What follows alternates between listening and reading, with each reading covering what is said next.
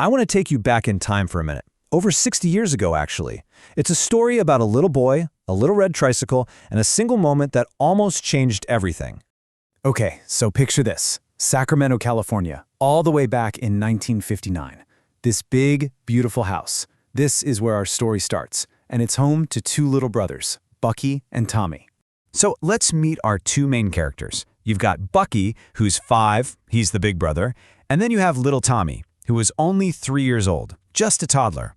It was just one of those perfect days, you know? And 3-year-old Tommy was doing what little kids do best. He was having an adventure, racing his little red tricycle all around the family's backyard pool. Now, it's really important to remember that 1959 was a completely different world when it came to safety. Today, we take things like pool covers and child-safe fences for granted, but back then, they just didn't exist. And this is where that perfect day just takes a horrible turn. As Tommy's racing around, one of the back wheels of his tricycle gets caught right on the edge of the pool. He's stuck. You know, being just 3, he doesn't understand the danger. He just knows he's stuck.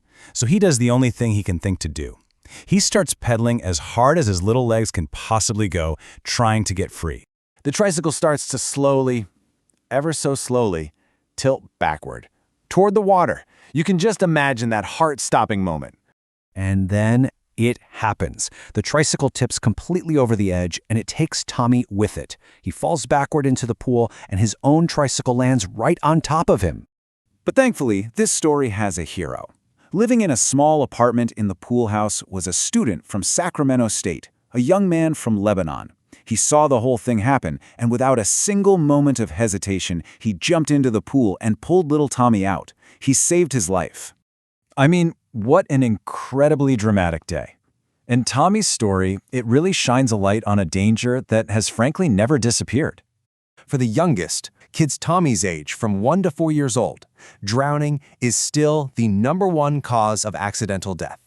#1. And it's so important to remember, while Tommy's story happened in a pool, the danger isn't just there. It's present anywhere there's water. Lakes, rivers, the ocean, and yep, even the bathtub at home can be a risk for a small child. And that brings us right back to where we started. Tommy and his brother Bucky have never forgotten that day, or the hero who saved him. So they wanted to put this message out there.